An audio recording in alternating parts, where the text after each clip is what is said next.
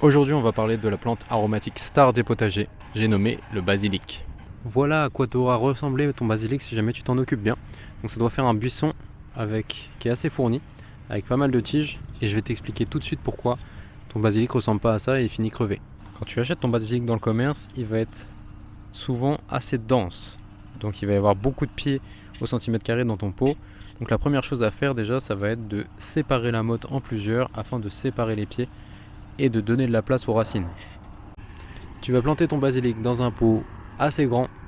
Il va falloir qu'il y ait de la place pour les racines et comme ça va permettre aussi de bien maintenir une bonne humidité au niveau des racines parce que le basilic, lui, il a besoin toujours d'avoir de l'eau accessible. Si jamais il manque d'eau, il va sécher, il va crever.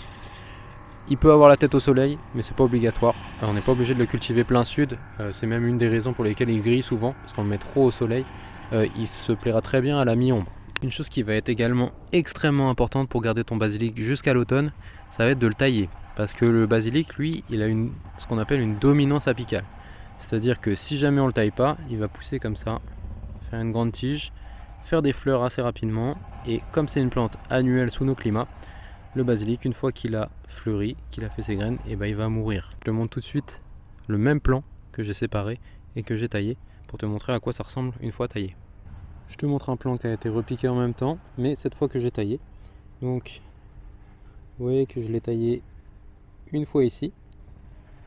Et donc en taillant ici, qu'est-ce qui se passe? Le bourgeon terminal, le bourgeon apical, c'est le bourgeon qui est tout en haut, a été supprimé. Donc c'est les bourgeons secondaires qui prennent le relais. Et donc on regarde, qu'est-ce qui se passe? À l'intersection entre deux feuilles, entre la tige et la feuille, il y a toujours ce qu'on pourrait appeler chez les tomates un gourmand, mais un bourgeon secondaire qui va permettre de faire des tiges secondaires.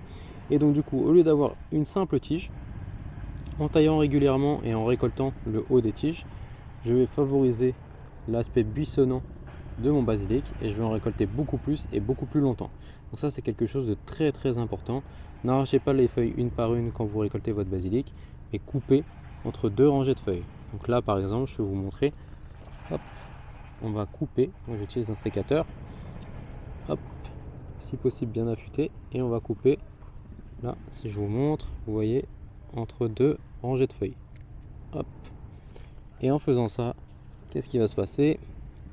Vous voyez que là ici, il y a des petits bourgeons au bout de mon doigt qui vont prendre le relais et faire de nouvelles tiges également. Donc voilà une des choses principales à faire sur son basilic pour qu'il puisse durer dans le temps.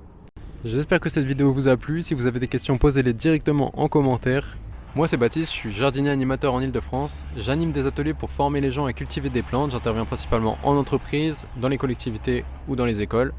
Et j'entretiens également des potagers, pareil, dans les mêmes endroits. Donc si jamais vous connaissez quelqu'un en Ile-de-France qui est intéressé, n'hésitez pas à le taguer dans les commentaires. Ou il peut aussi me contacter par message. A bientôt!